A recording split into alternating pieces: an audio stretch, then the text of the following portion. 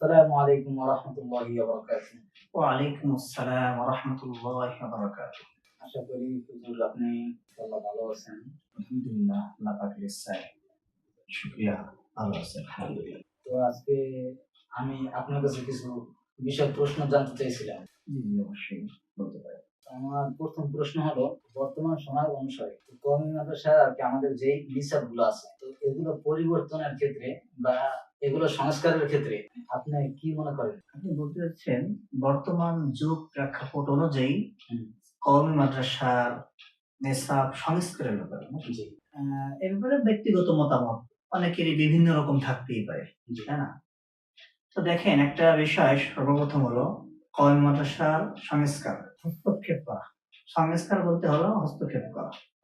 এখন একটা বিষয় হলো, যখন ধরেন আমি বাজার থেকে কোন একটা মাল ক্রয় করলাম, জি, সেটা খাবার দ্রব্য হোক অথবা পোশাক হোক, আমি মাল ক্রয় করছি, ক্রয় করার পরে আমি কিভাবে খাবো বা কিভাবে পরিধান করব সেটা আমার ব্যক্তিগত স্বাধীনতা আছে। জি, তো যদি এই মালটা আমি না ক্রয় করে আপনি ক্রয় করেন, জি, তো আপনি যদি ক্রয় করে থাকেন সেক্ষেত্রে আমি আপনাকে বড় জোর, আপনাকে সর্বোচ্চ হয়তো পরামর্শ দিতে পারি, রিকোয়েস্ট করতে পারি, কিন্তু আপনাকে কিন্তু আমি বাধ্য করতে পারি না।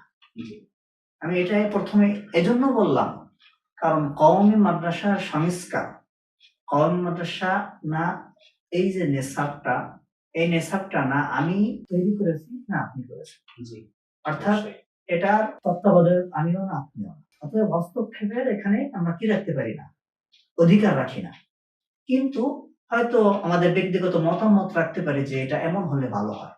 ঠিক আছে? জি, এখন শিক্ষা প্রতিষ্ঠানগুলোর দিক দিয়ে দেখেন, জেনারেল লাইন হোক অথবা মাদ্রাসার লাইন হোক, স্কুলের লাইনে দেখেন primary school, high school, college sector ভাগ ভাগ থাকে, তাই না? জি, নিম্ন থেকে আস্তে আস্তে উচ্চতর উপরে ওঠে। তো মাদ্রাসাগুলোর মধ্য থেকে এরকম ভাবে কি হয়, একটা সেক্টর থাকে, প্রাইমারি বিভাগ, ইবতেদাইয়া জামাত, জি, এরকম ভাবে থাকে।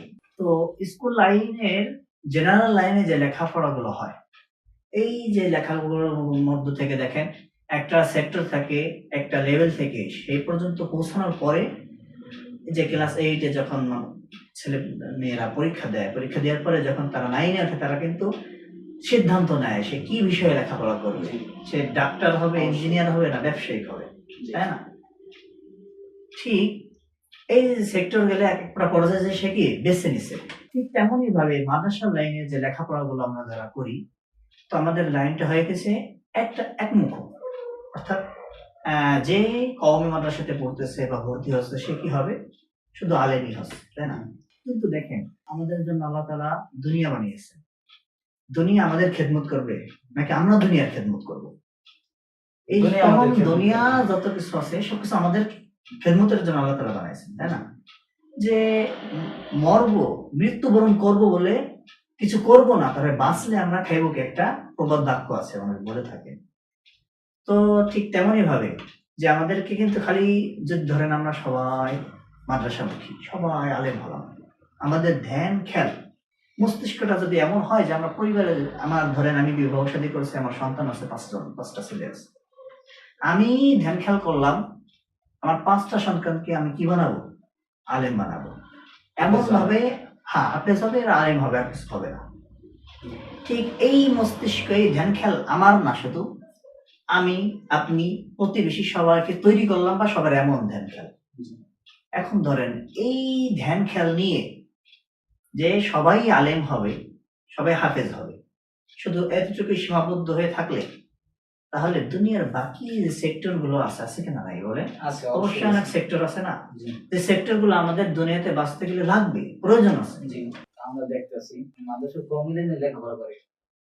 তো তাদের বিষয়টা বেশিরভাগ এইরকম হয় যে আমি আমার লেখাপড়া শেষ করে তো আমি তো আরকি একটা মাদ্রাসা নিয়ে থাকবো বা আমি আরকি একটা মসজিদ নিয়ে থাকবো এবং ওই যে মাদ্রাসা মসজিদ থেকে তো যা কিছু আসে তো সেটা দিয়েই আমি আমার জীবন পার করে দেবো। তো এমন ধ্যান খেয়াল থাকে।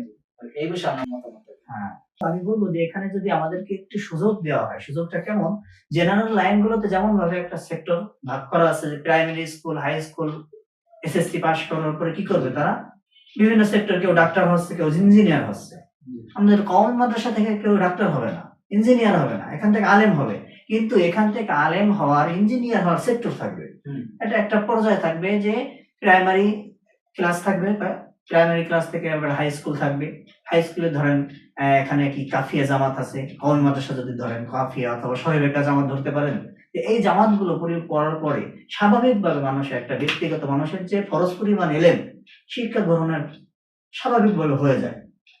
তো এই শিক্ষাটা গ্রহণ করার পরে এর মধ্য থেকে এবার প্রতিটা ব্যক্তি কি করবে, প্রতিটা স্টুডেন্ট সে চয়ন করবে তার নিজের মধ্যে কি প্রতিভা আছে, তার মন মস্তিষ্ক কোন দিকে যায়। একটা ব্যক্তির যদি প্রতিভা থাকে, ধরেন দুনিয়াবি কোনো লাইনের থাকে, সে ইঞ্জিনিয়ার হতে চায়, তার ধরে কি করছেন আপনি, জোরপূর্বক ভাবে আপনি আলিম বানাচ্ছেন, তার থেকে আপনি তেমন কোনো ভালো ফায়দা কিন্তু পাবেন না। মাদ্রাসা দিয়ে দিলাম হ্যাঁ, জোর করে। ধরে মনে করেন জোরপূর্বক মাদ্রাসায় দিচ্ছেন।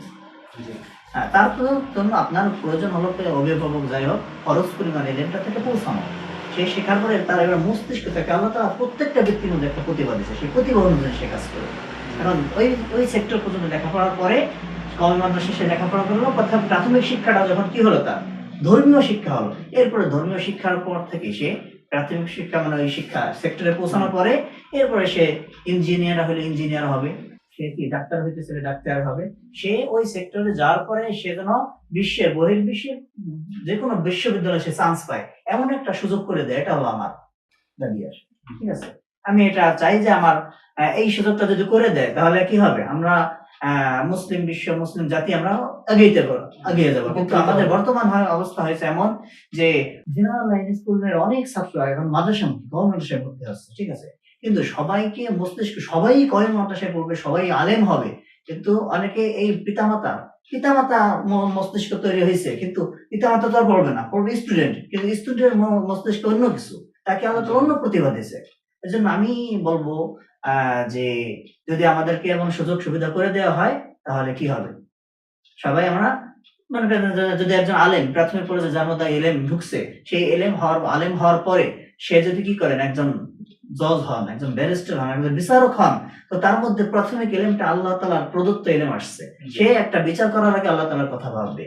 সে যে সেক্টরে থাকবে সবসময় তার কথা আল্লাহ তাআলার কথা যখন স্মরণে থাকবে, সেখান থেকে তার থেকে দুর্নীতি পাওয়াটা একটু কষ্টকর হবে। এজন্য আমি চাই, মানে আমি এটা দাবি রাখি জাতির কাছে, সবার কাছে, যে যেন আমাদেরকে এই সুযোগটা করে দেওয়া হোক কওমি মাদ্রাসায়।